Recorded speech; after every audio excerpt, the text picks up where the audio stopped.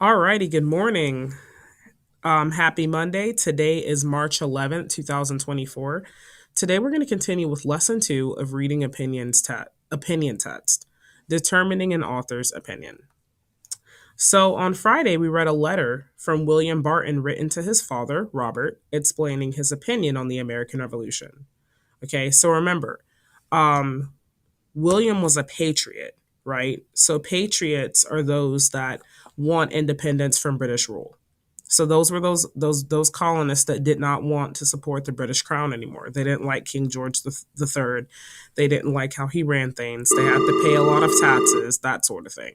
So how might Robert have reacted when reading William's letter? Take a moment to turn and talk to your neighbor to answer that question. Alrighty, now that you've had an opportunity to do that, we're going to review today's learning targets. So, learning target number 1, I can determine an author's opinion in a text. I can explain how an author supports an opinion with reasons and evidence. Okay, so an opinion is what a person thinks about something or someone. This thinking can be based on facts, feelings, experiences, or all three. A reason is an explanation for why an author thinks something is true.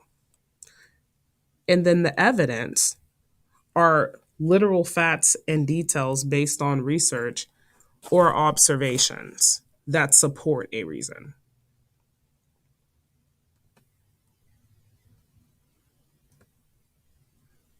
Okay, so today we are going to read aloud Robert Barton's letter. Okay, I'm going to call on student volunteers to read because I want to hear your voice. So we'll take a moment to do that. I'll pick on some volunteers to read page 99. Then in a moment, we're going to talk about what this text is about. I'm going to give you an opportunity to turn and talk to your table mates about what you think this text is about.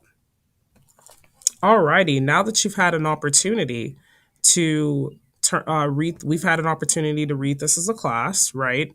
And you've had an opportunity to turn and talk to your table mates. We're going to determine the gist. So, what is this text mostly about? Okay, so this is a letter from Robert responding to his son. Today we will read the text for the gist, and then reread it more closely, looking at how the author supports his opinion. So now we're going to move on to determining reasons and evidence. Let's reread this opinion letter to identify Robert Barton's opinion on the American Revolution and to determine his reasons and evidence for this opinion. So I'm going to go ahead and read it. I have my workbook here. Robert Barton's letter, February 1777. Dear William, I am glad to hear that you arrived safely and are well. Please do not keep me informed of your well being. Please do keep me informed of your well being. You will always be my son, so I care very much about how you are doing. Your mother, sister, brother, and I arrived safely in New York and are settling in as best as we can. Leaving our home and the store was difficult, as you know, but we had to go to a place where our beliefs are respected. We are loyal citizens to Great Britain and will remain so. It does greatly disappoint me to hear you continue on with your rebel ideas. You forgot that paying those taxes is our duty as subjects of the British Crown. Great Britain protected us against France in the last war, and British soldiers continue to keep us safe. The royal governors are good men and serve us wisely. All of this costs money, and we must pay our fair share. You cannot win this war, William. I know that you are now part of their army, so it hurts me to say this, but the rebel patriots will not be able to defeat the British army without a navy. Remember, speeches and pamphlets are fine, but soldiers win a war. Your group is a ragtag bunch. I do hope that you were able to stay safe among them, William, but I fear that your makeshift army has no chance of victory. Although we remain loyal to the King, you are still our son and we love you. Please continue to write to us to let us know how you are. We worry every day that something has happened to you in battle. Despite our differing views about this war, we are still family and will never be enemies. We miss you and will always care about you. Fondly, Father.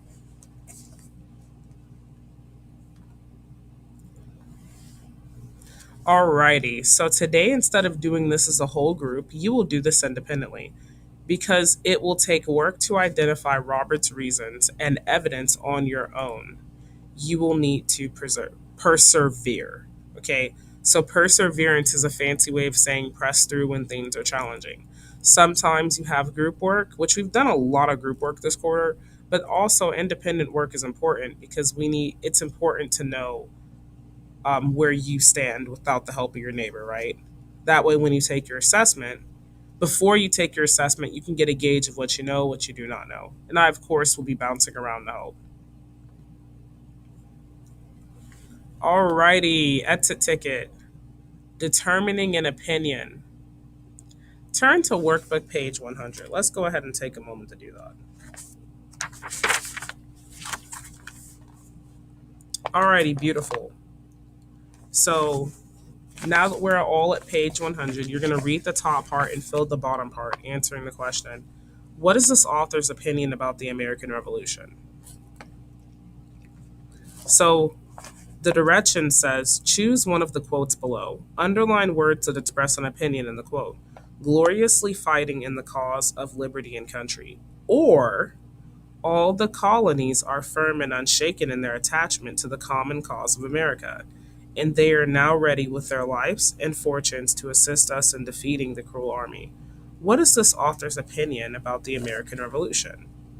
So you have to pick one of the two quotes, and you have to determine what the opinion is. And I think you should start here. Do you think the person that wrote this quote is a patriot or a loyalist? So if I say I'm gloriously fighting in the cause of liberty and country, would a patriot say that or would a loyalist say that? So I'm going to give you a moment to do that. Alrighty, that is the end of our lesson. Happy Monday.